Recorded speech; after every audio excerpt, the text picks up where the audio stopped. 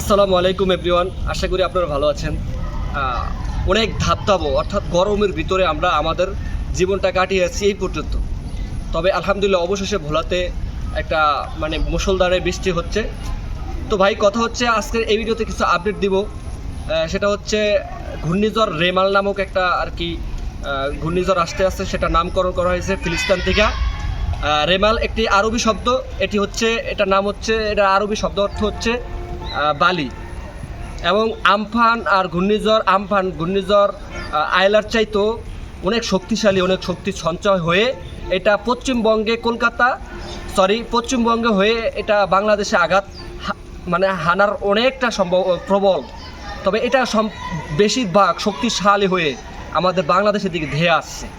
এটা 25 অথবা 26 তারিখে আঘাত আনতে পারে, কিন্তু এখন আকাশের ওয়েদারটা তেমন একটা ভালো নয়। এরকম থাকবে, এরকম বিক্ষিপ্ত বৃষ্টি থাকবে এবং বজ্রপাত সহ বৃষ্টি থাকবে আরও 4-5 দিন ধরে। তারপরই আঘাত হানবে ঘূর্ণিঝড়।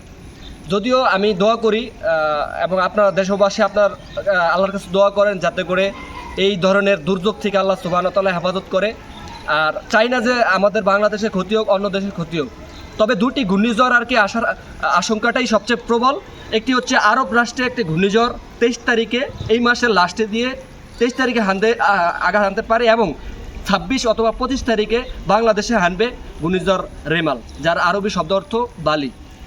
তো অনেকটা শক্তিশালী হবে।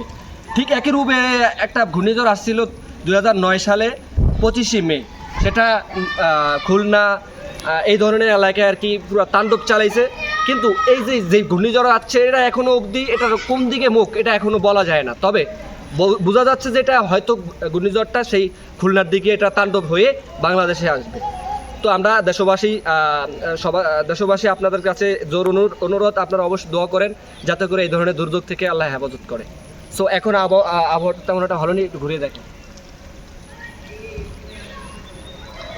সো এই হলো আজকে এই পর্যন্ত আপডেট। যদিও আপডেট আসবে ইনশাআল্লাহ প্রতিনিয়ত। আর যদি ভালো লাগে অবশ্যই এটা শেয়ার করে দিন। আসসালামু আলাইকুম।